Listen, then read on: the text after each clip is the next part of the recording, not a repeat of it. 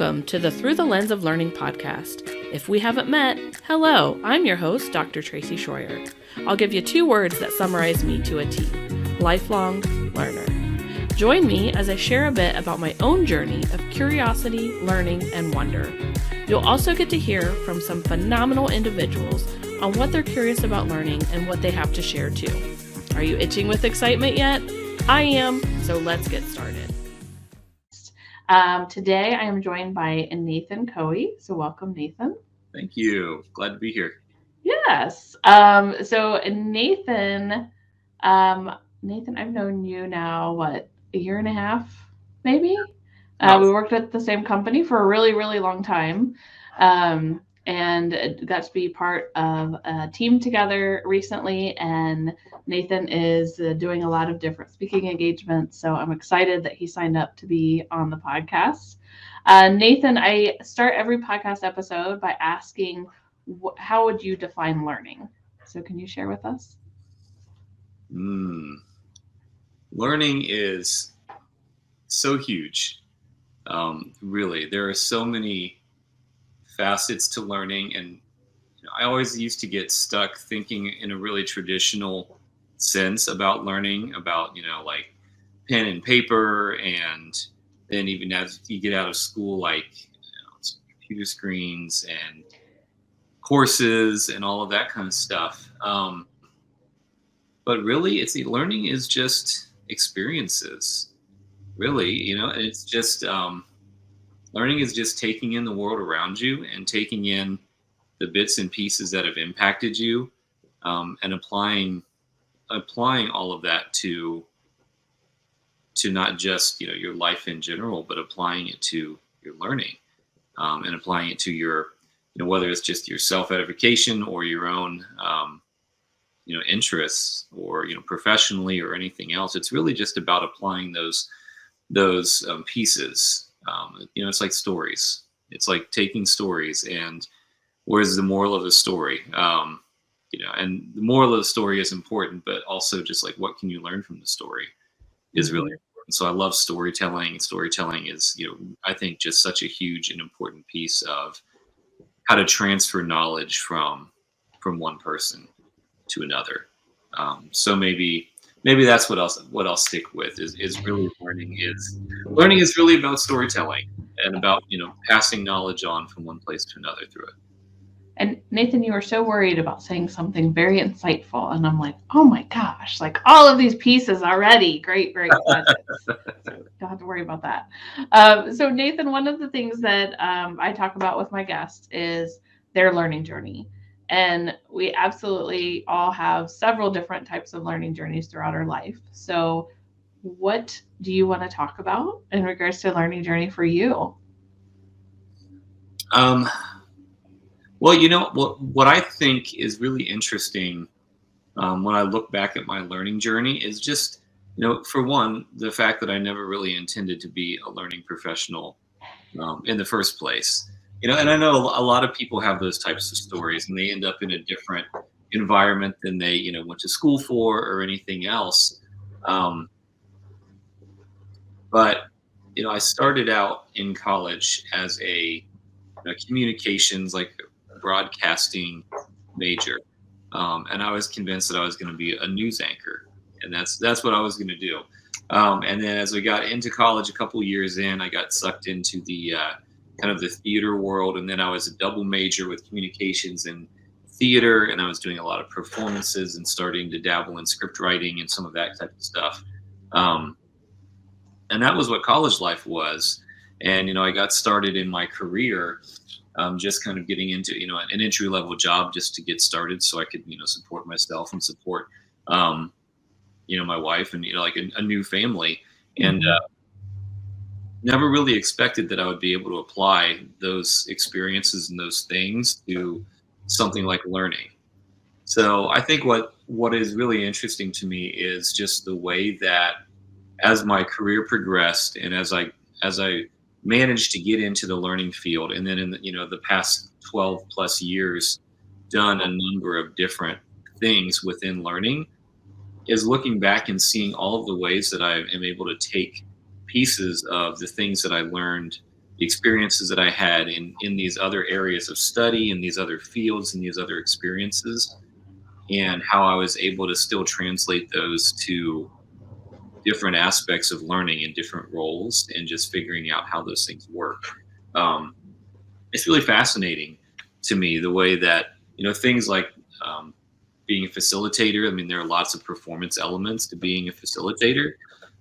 It's, having that background of being, comfortable in front of an audience, even being comfortable like in front of a camera when it comes to doing, not only things like this, but doing things like, you know, videos, training videos, all of that type of work. I was able to just rely heavily on all of that experience that I never really anticipated was going to be applied in a learning field. And now here I am, and I've been able to apply all of those types of things to video and to audio recording and performance, and voiceover narration, and even like as I talked about storytelling, like writing plays. That's something that I've done. I haven't done as much as I would like to recently, but writing plays and writing scripts.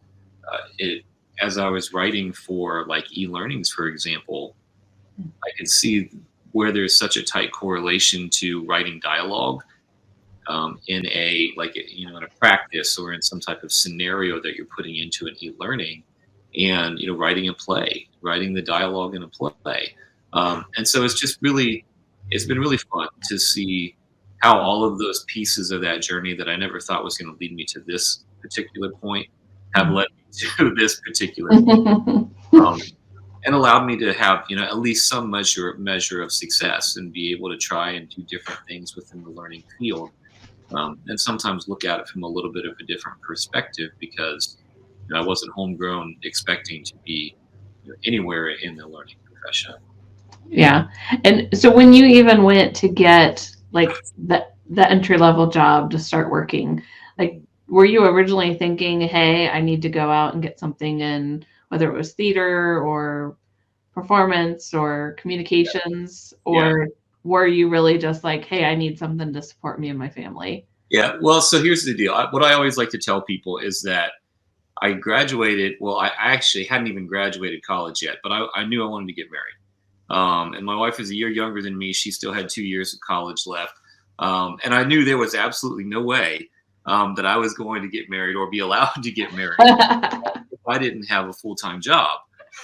And so I went and I got a full-time job, a couple months before graduating college, so I could say, see, look, I have a job. We can get married. Never knowing what it would turn into. Right, and never knowing what it would turn into. And, a lot of people have that type of story of, I just started here, never thought it would be a long-term thing. And now it's been, almost I guess it's been over 18 years now, just over 18 Wow. years this month, at the same company, and more than 12 in learning now. But yeah, all of that just started because I wanted to get married and I needed to make sure I had a job in order to do that. And then it just kind of, continued from there. And I was able to find areas of interest and find areas to continue advancing within the same company because of a number of reasons. But yeah, getting in and then just finding ways that I could apply those experiences to different roles has led me down quite the journey. Right. So from your entry level position or positions that you had, how did you end up transitioning into more of like a learning professional type of role? Like, Yeah. what caused that jump? Yeah. So without getting into tons of specifics, I was working in a call center. I was doing call center work, talking on the phone to customers, and I did that for close to 6 years. And right before I got into the learning field, I had gone on, and we were starting a new department, and so I was one of the first groups of people that had gone in and got trained, and we're doing this new job in this new department, and they started looking for what equates to basically like a coach type position. And so I was able to get that, and it turned into a little bit of like a new hire assistant type role, where my role was really more about being in the classroom as they were onboarding new individuals into the role, new classes, and just providing kind of that SME level expertise. not only SME level in the job function, but then also SME level in just how to teach that to other people. And so I kind of got in, and that's where it sort of started. So I was sitting in new hire classes. I was helping contribute, helping the facilitator who was not an expert in the job role, and so it started there, and then from there it moved into kind of an internship with the training area as a facilitator. And I've always liked facilitation. I've always liked being in front of people. As you might expect, as somebody that was big into theater, I always enjoyed that aspect of it. So I'd been trying to get into training for a little while, just because of all the things that I could have tried to get my nose into at this company, that was what interested me the most. And so I spent some time as an assistant, and then I was able to get an internship in the training area as a facilitator. And I don't, maybe it was a stroke of luck, or maybe I did some smart maneuvering, but I was quickly viewed as the SME in that area. And then that led me to being able to get hired on as a facilitator, because there literally was no one else that knew the material well enough to facilitate. With it being a fairly new department in our area, they didn't have anybody else to pull from. So I was able to create myself a little niche there, where they hired me as a facilitator, and that lasted for a couple of years. And then from there, I moved into other areas. I started into curriculum design and did that for a number of years before moving in a little bit further and getting into things like consultation and strategy and that kind of stuff. Okay. Yeah, I like when you talked about earlier too, like not realizing the skills that you gained and how you can use those in the workplace, because so many people don't understand transferable skills. Mm-hmm. And trying to open, I've tried to open their eyes several times to say, hey, just because you're doing this in this area doesn't mean you don't have skills you can take into another area. So that's awesome that you're open to that. It took me a while to learn. Yeah. Really, because it's like you look at one job and then you have a goal for what your next job you want it to be. And so you look at those skills and you try and decide, okay, well, how can I get better at those particular skills? Mm-hmm. Or you look at a job and you say, well, this job doesn't really, look like it includes a lot of this particular skill that I like, or this skill that I think I'm really good at. And it really took me a while to kind of reconcile the fact that in most cases, most skills are transferable. Really, it's not about, I had a big thing about creativity for a long time, because I'm a creative person. I really liked, as I was like an instructional designer, I liked having the creativity to be able to come up with dialogue and be able to come up with creative ways to present information in a web-based training. Mm-hmm. As I looked at other roles like consultant roles or other types of roles, there was a period of time where I kind of worried that I would lose that opportunity to be creative, because I wasn't, physically making things with my hands anymore. Right. Until I realized, no, that creativity, if that's what you're good at, that transfers. There's just different ways to be creative. And that's really important, even as you're interviewing for jobs, or you're looking for jobs that you might want to target, is that if you're good at a skill, you can figure out how to transfer that skill to a different position. And so it's more important to think about, what skills do I really like? What skills do I really think I'm good at?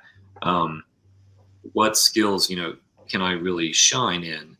And how do those skills fit into this job that I'm looking at, or this job that I'm interested in, as opposed to just only looking for jobs that have certain skills already listed as, important skills for the job, because you can fit those skills in, and then, oftentimes that turns out to be more important to have a skill that you may not have expected or may not have been in the job description, because it helps you look at things a different way. It helps you approach things a different way, helps you do things that, other people may not have done, because, it's not the way it's always been done, or it's not the way that other people do it, or anything else. You get the chance to look at it through a different lens. And then, it gives you lots of opportunities, because you're just taking advantage of those skills. Right. So, Nathan, what were some of the things looking back on your journey from where you started to where you are today that maybe you are most thankful that you did in your journey? Um, well, I think a couple of things. One, while I'm glad that I don't still do it, I really am glad that I did facilitation for some time. And not necessarily because, it gave me the chance to be in front of an audience or any of that type of stuff. Because that, to me personally, that wasn't a big deal. I've been on stages and, plenty of scenarios. So that really didn't matter to me. But um, I tend to be a pretty introverted person. And while I'm okay if I'm performing in front of like an audience, if I'm in a more individual setting, it's a little bit more difficult for me.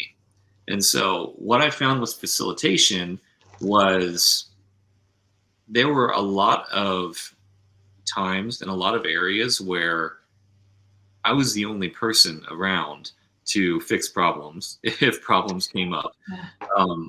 If people in my class, learners had issues that needed solved or whatever else, there were a lot of cases where I was the only one there. I might have been teaching a class at night or something else, and there's just nobody else around to help me fix a problem. And so what that really helped me, honestly, is like networking Mhm. and just figuring it outedness, if you want to make that a word. Um, because when you're in front of a class of new hires who have only been at this company for a week or 2 weeks, and none of them have the right access on their computers, and you have to figure it out, Mhm. and they're all just staring at you, waiting for you to figure it out. Desperate for your help. Right, right, exactly. You figure out real quick how to find people that could maybe help you solve your problem, and then how to talk to them in the right way to get them to pay attention to you, Hmm. help you solve your problem right now, as opposed to sending an email and hoping they solve it in a couple of days or something else. um, Right. so to me, that's kind of an unexpected skill that I was really able to hone from that facilitation world.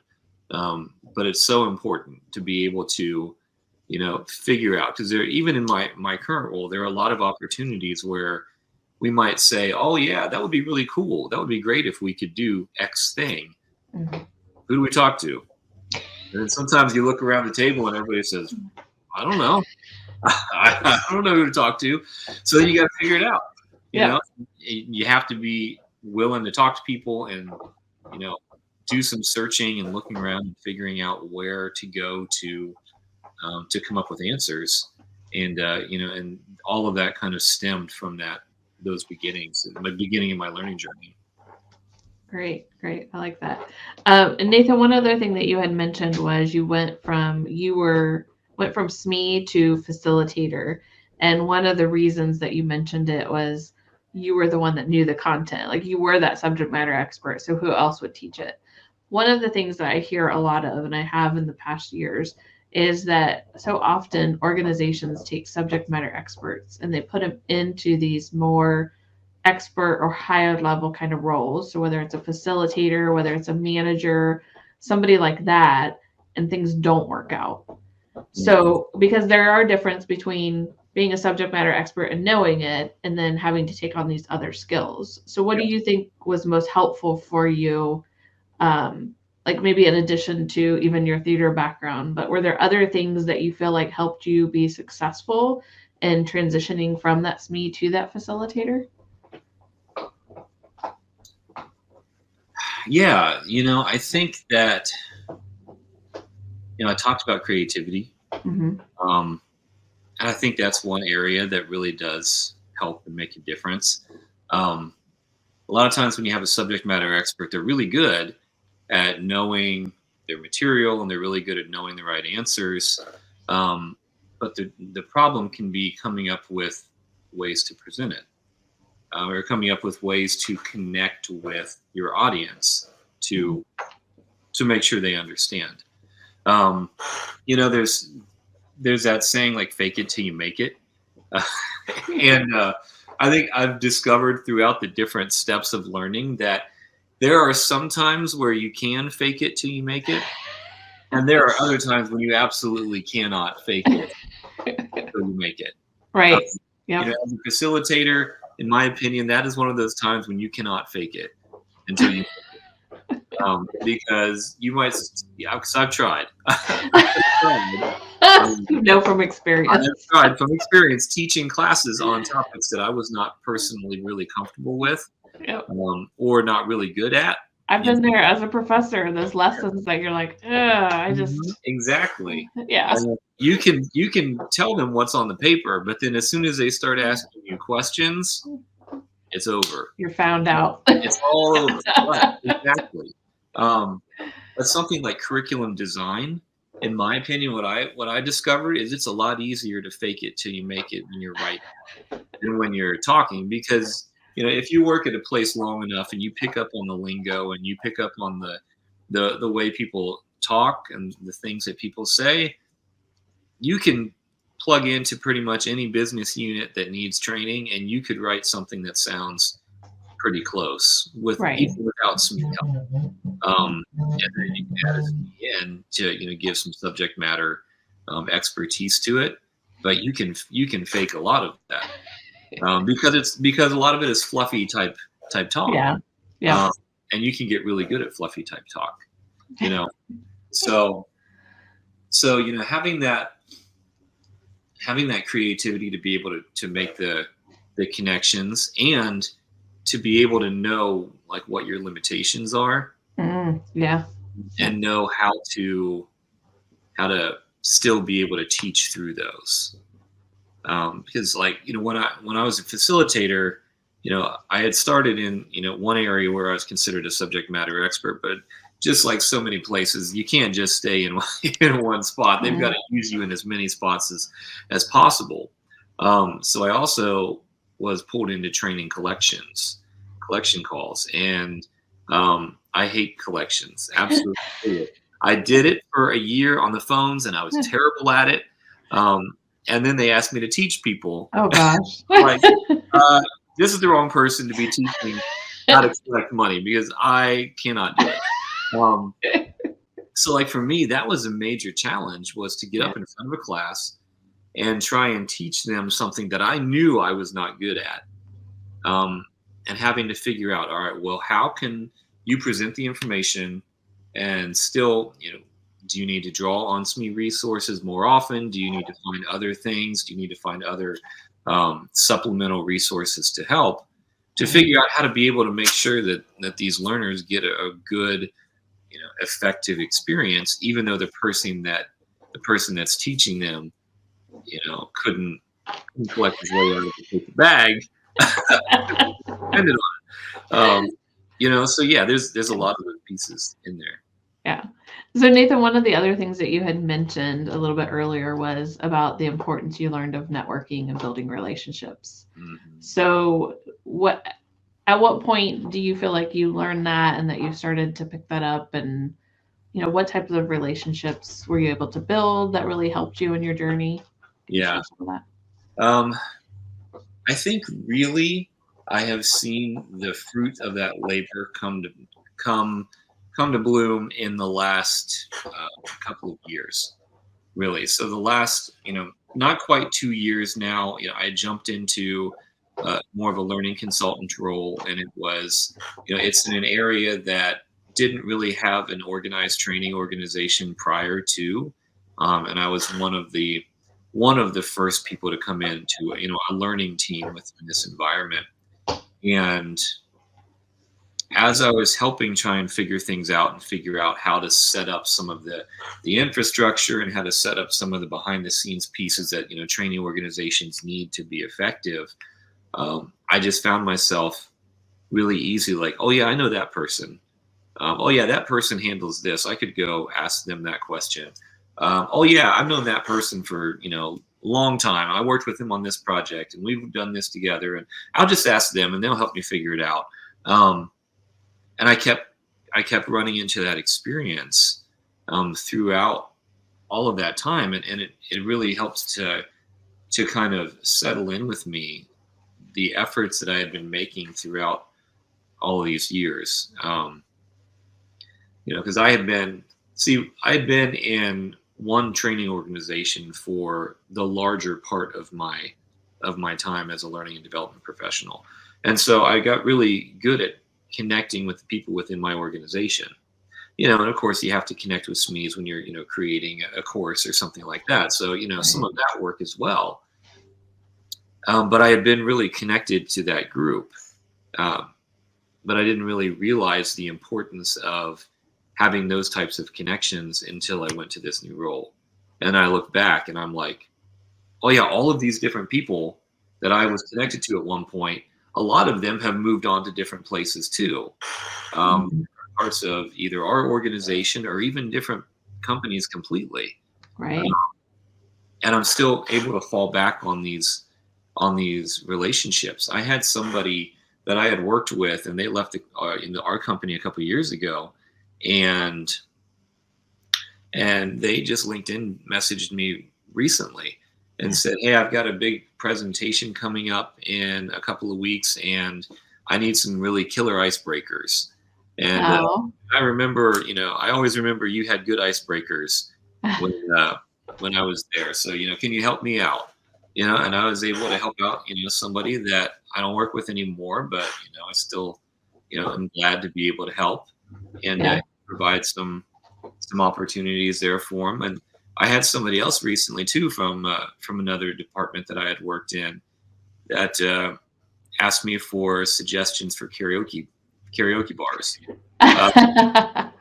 Because they said, well, we used to go on these work trips together, and I always remember you were you were always leading up to karaoke bar party and all that stuff. And, fun committee. that responsibility had fallen on this person now. And so they're asking for. Oh, that's awesome. Yeah. It doesn't have to necessarily be work related. It can be fun. Yeah. It doesn't even have to be work related. You're still helping each other. You're still strengthening that bond and that relationship. And so I guess the moral of all of that really probably is sometimes you don't realize the connections you're making as you're making them, but there's a pretty good chance that at some point down the line, a lot of them are going to prove fruitful for you in one way or another, that you may have never even expected as you're building the connection initially.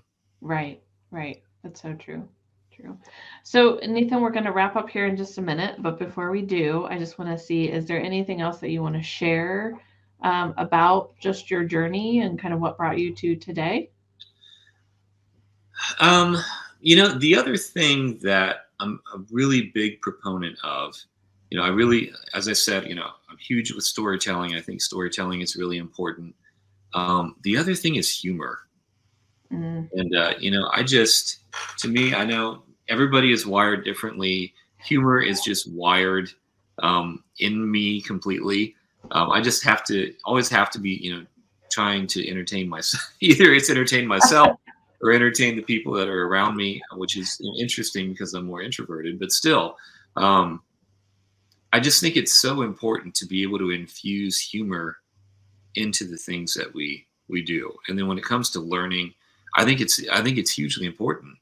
As you're going through web-based trainings, and we know everybody has to go through those required web-based trainings, and you're just clicking and you're clicking and you're clicking. Side note, we don't make those. Oh,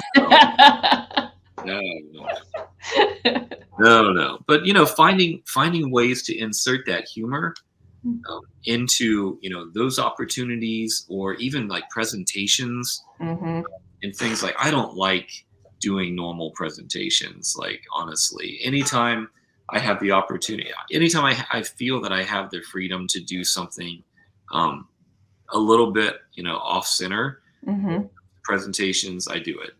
Yeah. I've done multiple like Mandalorian themed presentations. We even did like an Oregon Trail presentation one time. Oh, that's awesome. Event. Just things because humor just this, aside from just like lightening the mood and making things sometimes more easily digestible, it triggers those responses in your brain. And I know there's lots of brain science, and I know that I don't know all of the brain science behind it. but it just helps make things memorable. And when people have a reaction to it, people will remember the things that, that you're trying to get across to them. Mm-hmm. I can tell you, it's the same basic principle, even if it's not like something that they learn specifically. But I've had individuals that I had in classes when I was a facilitator, and 5, 6, 7, 8 years down the road, I run into them again, and they've moved on to different areas in the company. But they'll still remember some of the funny stuff that we did in class. I used to show like funny YouTube videos and all that type of thing. And I find people telling me like, I still remember we used to watch that video, and I even included that in a presentation that I gave to my boss recently. That's awesome. Okay, well, you might be pushing it a little bit.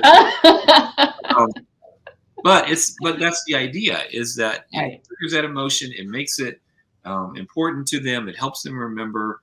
And it just encourages people, I feel like. And to me, that's hugely important, just to make learning fun and to make learning interesting to people and just make it stick.